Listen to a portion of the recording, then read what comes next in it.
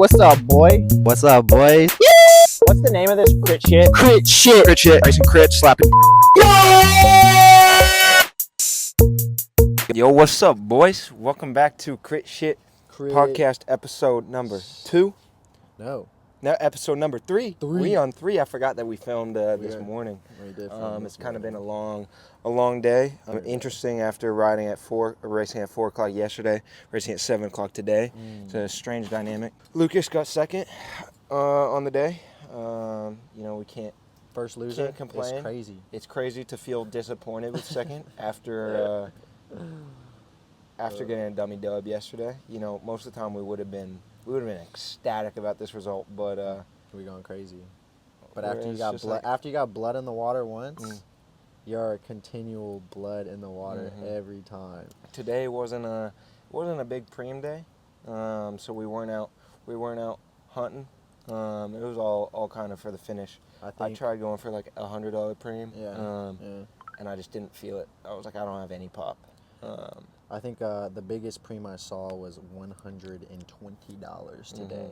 So I told Luke, I came by him, and I don't know if you heard me, but I was like, there's no preem. When I heard a 50 and a 75, I was like... They were giving away a $20 preem at one point. Yes, I was like, we ain't racing for preems today, we're racing for the win. And I think everyone kind of got on that same page. But Grafton is runways. Absolutely crazy washing machine effect. Always, bro.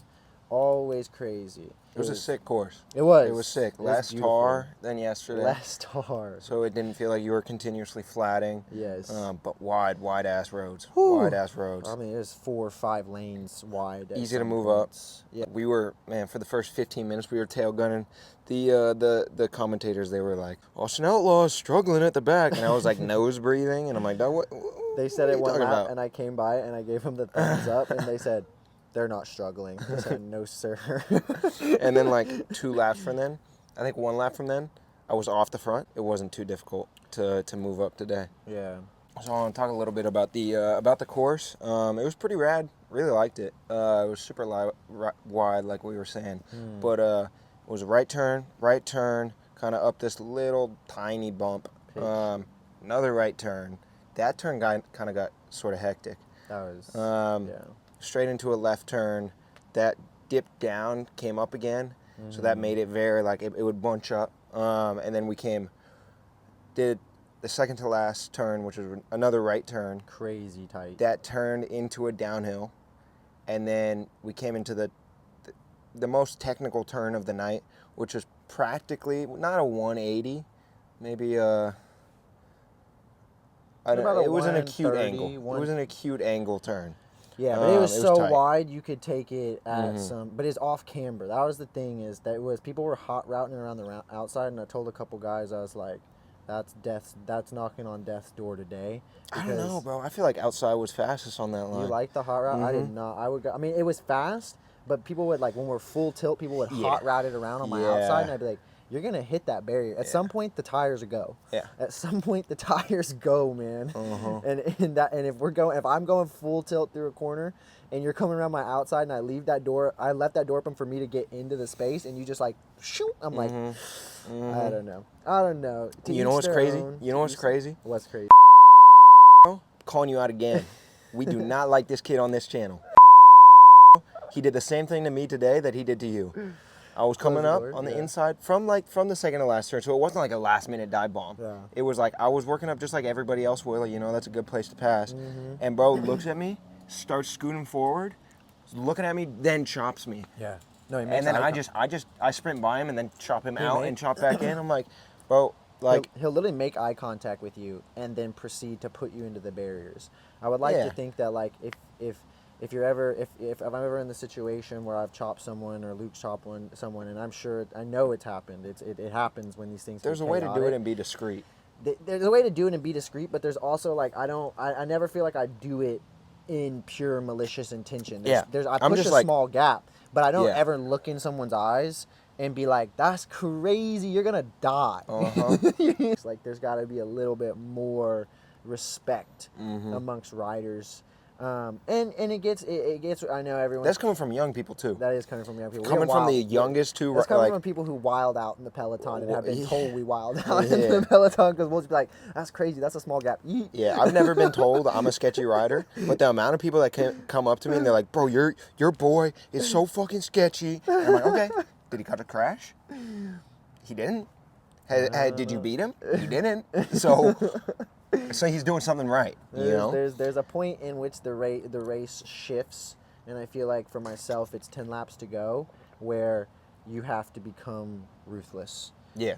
And not ruthless in a dangerous way, but ruthless in like you're trying to make people use their energy. You want people to use their energy, but you also want to establish that like if there's a gap and it's me or you, I'm taking that gap. Yeah. And so you can't come in my gap, essentially, right? Because once you do it one time to one person, they then establish there's like a pecking order that then establishes.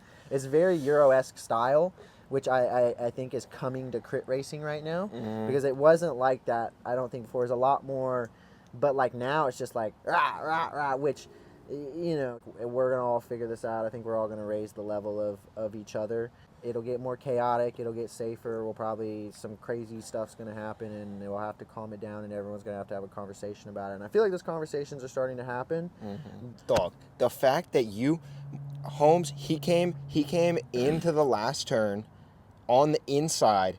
I was behind him. I braked like there was a crash in front of me. He braked he braked so hard. He came out of the turn. Bro has such a good pop that he still got second. Yeah. And it was probably I don't know, what'd you say, 400-meter sprint? Yeah, it was like a 400-meter drag. It was long. I knew I wanted to leave a little room off, I think it was Clever. I made a dumb rookie mistake where I raced Clever to the last corner, and then like 50 meters before it, I realized I was like, bro, it's like 350 out of this last corner. What am I, because even if I beat him, now I'm in the win for 350, I'm going to lose to like 8 people. So I backed off and then kind of started to ramp his draft, and that's what kind of saved me. I split to the wrong side. I split left. Marte split right. That was the right move. I think that's what got him the dub. Just like Somerville, with like 50 meters to go, this muffer is coming over the top of me. And I'm like, God damn it! I went too early, bro. God, he's quick. He's quick, man. He's quick for a long. He's a good rider. He's a really good rider. I mean, he understands the dynamic of the race too. Like mid-race, he's a great guy. He's a super nice guy. He's super nice. Shout out to you. That's the if I have a dog, if I have a dog of the day award. Dog of the day. Dog of the day. You going with Caesar? It's Caesar Marte. I got 2. I got 1. I got Caesar Marte. That was he rolled me like 20 meters from the line. So perfectly timed. I think I know who your second one is, so let me say mine first. My number 1 dog of the day, my boy, Mr. Loverboy, Mr. Liam Bartman. Liam Barty man. That was my secondary dog of the day. He was always up there. Yeah, see, I knew it. Yeah, I knew it. Yeah. He was always up there. Always like whenever there was a pivotal moment, he was up there. He was attacking. He wasn't chasing stuff down. No. But he was always in that split. Right. There was a few times that I went and he was always in the split. He dropped me. Yeah. There was once he countered me and dropped me.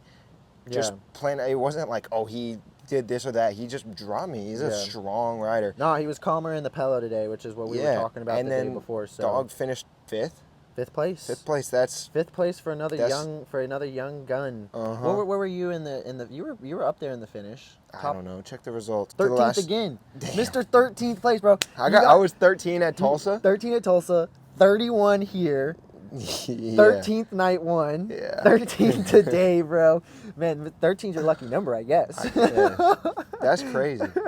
Dairyland's barriers every day. They're so sick. Have been lined deep. I'm like, dude, there's like a 200-meter stretch of people lined 3 deep. What is going on? Most of the time after races too, people don't really want to talk to the racers. I love how involved the crowds are. They love Lucas's hat. They love his belt. They love our team. They love the jerseys. They love the way we race, the way we present ourselves. Not just us. Everybody else. Everybody's getting involved. They're trying to hand us chocolate milk, trying to hand us beer. We are converting these Milwaukee people to outlaws, bro. It's happening. It's This outlaw is a country, baby. silent, It's outlaw This is country. outlaw country, bro. This is a silent takeover. You heard it here first. By the end of this 11 days, we're gonna have a conversion on our hands, bro.